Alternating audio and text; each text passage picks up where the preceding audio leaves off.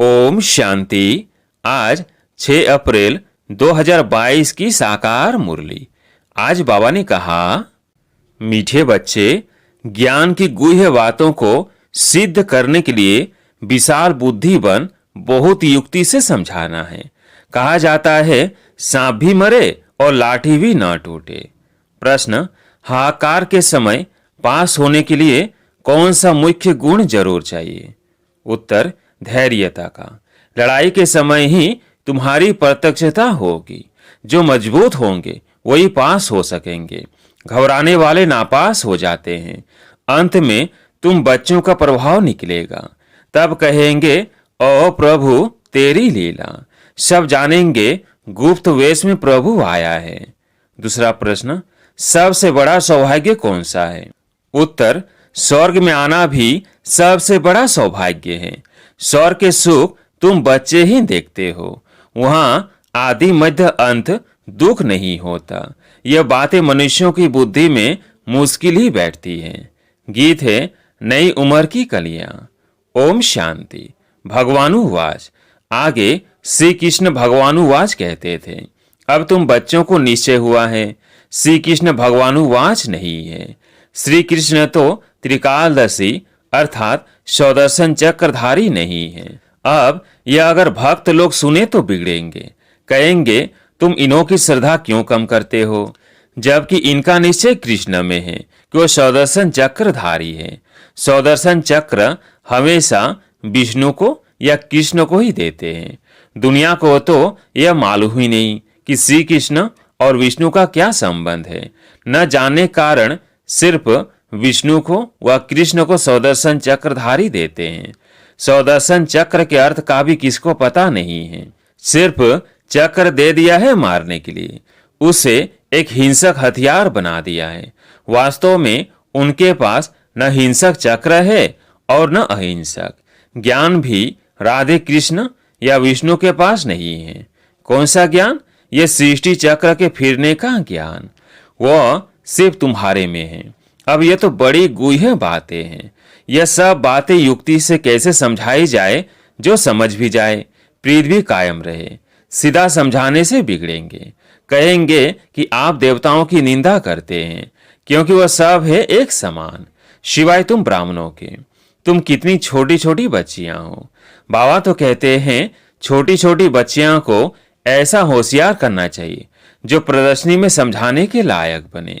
जिसमें ज्ञान है वो आप ही ऑफर करते हैं। हम प्रदर्शनी समझा सकते हैं। ब्राह्मणियों की बड़ी विशाल बुद्धि चाहिए। प्रदर्शनी में समझाने के लिए सर्विसुल को भेजना चाहिए, सिर्फ देखने का शौक नहीं। पहले पहले तो यह निश्चय चाहिए कि गीता का भगवान निराकार परमपिता परमात्मा शिव है। श्री कृष्ण को भगवान नहीं कहा जाता है, इसलिए गीता भी रॉन्ग है। यह बिल्कुल नई बात हो गई नई दुनिया में। दुनिया में सब कहते हैं कृष्ण ने गीता गाई। यह समझाया जाता है कृष्ण गीता गा ना सके।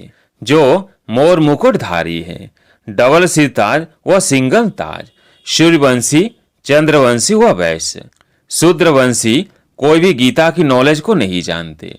वह नॉलेज भगवान ने ही सुनाए भारत को स्वर्ग बनाया था। तो दुनिया में सच्चा गीता का ज्ञान आए कहां से? यह सब भक्ति की लाइन में आ जाते हैं। वेद शास्त्र आदि पढ़ते पढ़ते नतीजा क्या हुआ? गिरते ही आए हैं। कलाएं कमती होती ही गई है। बल कितनी भी घोर तपस्या करे, सिर काट कर रखे, कुछ भी फायदा हो न सके। हर एक मनुष्य मात्र को तम प्रधान जरूर बनना है। उसमें भी खास भारतवासी देवी देवता धर्म वाले ही सबसे नीचे गिरे हुए हैं। पहले सबसे सतो प्रधान थे, अब तमो प्रधान बन गए हैं। जो बिल्कुल ऊंच पैराडाइज के मालिक थे वो अब नर के मालिक बन गए हैं। तुम बच्चों की बुद्धि में यह रहना चाहिए कि शरीर पुरानी जुत्ती है जिससे हम पढ़ रहे हैं। देवी देवता धर्म वालों की सबसे जास्ती पुरानी जुत्ती है। भारत शिवालय था, देवताओं का राज्य था, हीरे जवाहरों के महल थे। अब तो वैशाल्य में असुर विकारियों का राज्य है। ड्रामा अनुसार फिर इनको वैशाल्य से शिवालय बनना ही है। बाप समझाते हैं सबसे जास्ती भारतवासी ही गिरे हैं। आधा कल्प तुम ही विषय विकारी थे। अजामिल जैसे पाप आत्माएं भी भारत में ही थे। सबसे बड़ा पाप है विकार में जाना। देवताएं जो संपूर्ण निर्विकारी थे वह अब विकारी बने हैं, गोरे से सांवरे बने हैं, सबसे ऊंची सबसे नीच बने हैं। बाप कहते हैं जब संपूर्ण तमो प्रधान बन जाते हैं तब उन्हों को मैं आकर संपूर्ण सतो प्रधान बनाता हूं। अभी तो कोई को संपूर्ण निर्विकारी कह ना सके। बहुत फर्क है। भल करके यह जन्म कुछ अच्छा है, आगे का जन्म तो अजामिल जैसा होना चाहिए। बाप कहते हैं मैं पति दुनिया और पति शरीर में ही प्रवेश करता हूं, जो पूरे 84 जन्म भोग तमो प्रधान बने हैं। भल इस समय अच्छे घर में जन्मे हैं, क्योंकि फिर भी बाबा का रथ बनना है। ड्रामा भी कायदेशीर बना हुआ है, इसलिए साधारण रथ को पकड़ा है। यह भी समझने की बातें हैं। तुम बच्चों को सर्विस का बहुत शौक होना चाहिए। बाबा को देखो कितना शौक है। बाप तो पतित पावन है, सर्व का अविनाशी सर्जन है। तुमको कैसे अच्छी दवाई देते हैं। कहते हैं मुझे याद करने से तुम कब रोगी नहीं बनेंगे। तुमको कोई दवा दरमल नहीं करनी पड़ेगी। यह सीमत है, न कि कोई गुरु का मंत्र आदि है।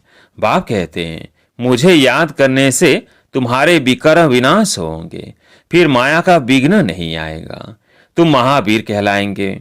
स्कूल में रिजल्ट पिछाड़ी को ही निकलती है, यह भी अंत में मालूम पड़ेगा। जब लड़ाई शुरू होती है तब तुम्हारी भी प्रत्यक्षता होती है। देखेंगे तुम कितने निडर निर्भय बने हो। बाप भी निर्भय है ना। कितना भी हाहाकार मच जाए, धैर्यता से समझाना है कि हमें तो जाना ही है। चलो तो हम चले अपनी मंजिल माउंट आबू, बाबा के पास। घबराना नहीं है, घबराने में भी नापास हो जाते हैं। इतना मजबूत बनना है। पहले पहले आफतें आएंगी फैमन की, बाहर से अनाज आ नहीं सकेगा, मारा मारी हो जाएगी। उस समय कितना निडर बनना पड़े। लड़ाई में कितने पहलवान होते हैं, कहते हैं मरना और मारना है, जान का भी डर नहीं है। भल उनको यह भी ज्ञान नहीं है कि शरीर छोड़ दूसरा लेंगे।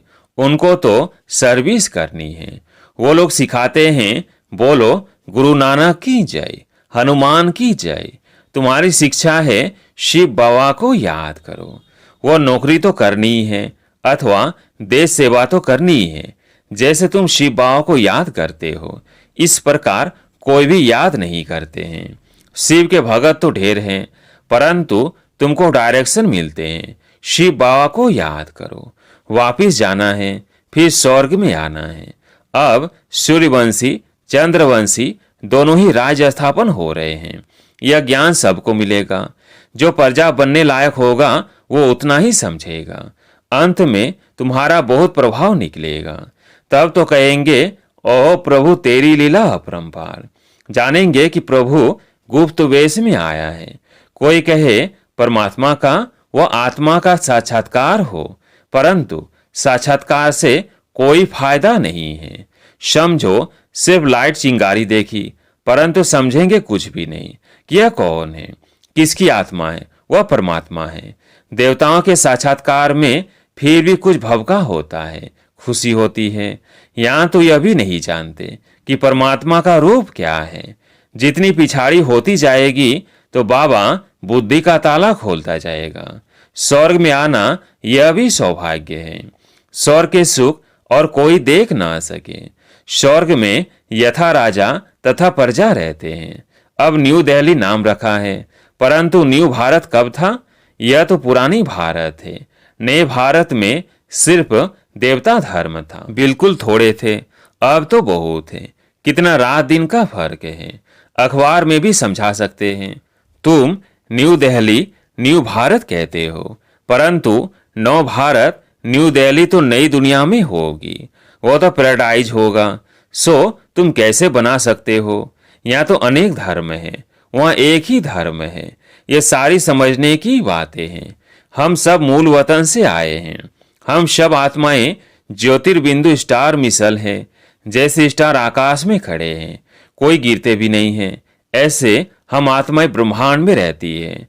बच्चों को अब मालूम पड़ा है कि निर्वाण धाम में आत्मा बोल ना सके क्योंकि शरीर नहीं है। तुम कह सकते हो हम आत्माएं परमधाम की रहने वाली है। यह नई बात है। शास्त्रों में लिख दिया है कि आत्मा बुदबुदा है, सागर में समा जाती है। तुम अब जानते हो पतित पावन बाप सबको लेने के लिए आया है। 5000 वर्ष के बाद ही भारत स्वर्ग बनता है। यह ज्ञान किसी की बुद्धि में नहीं है। बाप ही आकर समझाते हैं, हम ही राज्य लेते हैं, हम ही राज्य गंवाते हैं। इनकी नो एंड। ड्रामा से कोई छूट नहीं सकता। कितनी सहज बातें हैं, परंतु किसी की बुद्धि में ठहरती नहीं है। अभी आत्मा को अपने 84 जन्मों के चक्र का मालूम पड़ा है, जिससे चक्रवर्ती महाराजा महारानी बनते हैं। यह सब खत्म होने वाला है।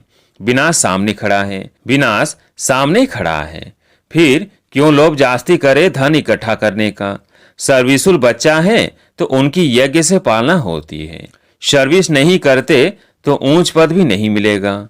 बाबा से पूछ सकते हो, हम इतनी सर्विस करते हैं जो ऊंच पद पाए। बाबा कह देते हैं, आसार ऐसे दिखाई देते हैं जो तुम प्रजा में चले जाएंगे। यही मालूम पड़ जाता है। छोटे छोटे बच्चों को भी सिखलाकर इतना होशियार बनाना चाहिए जो प्रदर्शनी में सर्विस करके शो करे। अच्छा, मीठे मीठे सिकिलधे बच्चों प्रति माता पिता बाप दादा का याद प्यार और गुड मॉर्निंग। रूहानी बाप की रूहानी बच्चों को नमस्ते। हम रूहानी बच्चों की रूहानी बाप दादा को याद प्यार गुड मॉर्निंग नमस्ते नमस्ते। धारणा के लिए मुख्य सार। पहला पॉइंट, बाप समान निर्भय निडर बनना है। धैर्यता से काम लेना है, घबराना नहीं है। दूसरा पॉइंट, विनाश सामने है, इसलिए जास्ती धन इकट्ठा करने का लोभ नहीं करना है। ऊंच पद के लिए ईश्वरीय सेवा कर कमाई जमा करनी है। आज प्यारे मीठे बाबा का वरदान, सर्व खजाने जमा कर रूहानी फकूर अर्थात नशे में रहने वाले बेफिक्र बादशाह भव। सर्व खजाने जमा कर रूहानी फकूर अर्थात नशे में रहने वाले बेफिक्र बादशाह भव। बाप दादा द्वारा सब बच्चों को अखूट खजाने मिले हैं। जिसने अपने पास जितने खजाने जमा किए हैं उतना उनकी चलन और चेहरे में वो रूहानी नशा दिखाई देता है। जमा करने का रूहानी फकूर अनुभव होता है। जिसे जितना रूहानी फकूर रहता है उतना उनके हर कर्म में वो बेफिक्र बादशाह की झलक दिखाई देती है। क्योंकि जहाँ फकूर है वहाँ फिक्र नहीं रह सकता। जो ऐसे बेफिक्र बादशाह है वो सदा प्रसन्न चित्त है। स्लोगन, ज्ञानी तो आत्मा वो है जो ज्ञान डांस के साथ संस्कार मिलन की डांस जानता है। ज्ञानी तो आत्मा वो है जो ज्ञान डांस के साथ संस्कार मिलन की डांस जानता है। अच्छा, ओम शांति।